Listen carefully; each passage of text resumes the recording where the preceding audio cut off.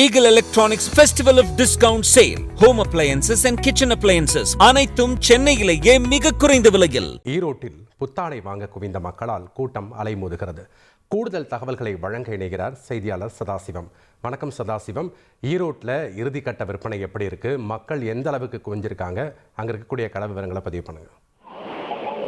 நிச்சயமாக வணக்கம். அதாவது தீபாவளி பண்டிகை பிறப்பதற்கு இன்னும் சில மணி நேரங்களே இருப்பதால் புத்தாடைகளுடன் பட்டாசுகளை வாங்குவதற்காகவும், அதே போல தீபாவளி பண்டிகையின் போது வீட்டிற்கு வரக்கூடிய விருந்தாளிகளுக்கு இனிப்பு பலகாரங்களை பகிர்வதற்காகவும் இனிப்புகளாகட்டும், புத்தாடைகளாகட்டும், பட்டாசுகளாகவும் அதிக அளவில் வாங்குவதற்காக ஈரோடு கடை வீதிகளில் பொதுமக்கள் கூட்டம் அதிகரித்து காணப்படுகிறது. குறிப்பாக ஈரோடு என்பது ஜவுளி விற்பனைக்கு பெயர் போனது.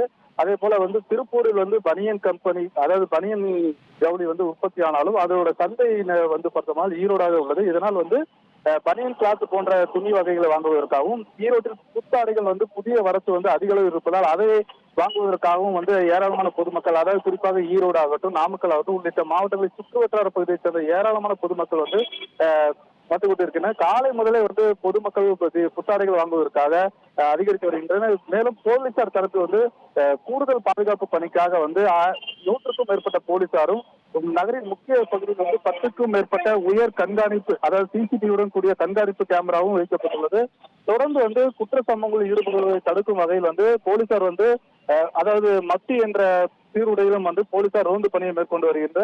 இந்த ஆண்டு தீபாவளி பண்டிகையை பொறுத்தவனால் விட்டு மழை பெய்வதால் எதிர்பார்த்த வியாபாரம் நடக்குமா இல்ல நடக்காதா என்ற நம்பிக்கை என்பது வியாபாரிகள் கேள்விக்குறியாக உள்ளது. அதே நேரத்தில் புத்தாடைகளை வாங்குவதுடன் இளம்பெண்கள் அதிக அளவில் அதற்கேற்ற உடைக்கேற்ற காஸ்மெட்டிக் எனப்படக்கூடிய தோடாகட்டும், வளையலாகட்டும், செயின் ஆகட்டும், அது போன்ற ஆபரணங்களை வாங்குவதற்காக அதிக அளவில் கவனம் செலுத்தி வருகின்றனர்.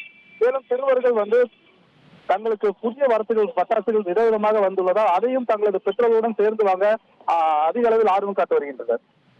நன்றி சதாசிவம். ஈரோட்டில் இருக்கக்கூடிய கள விவரங்களை பதிவு செய்தமைக்கு.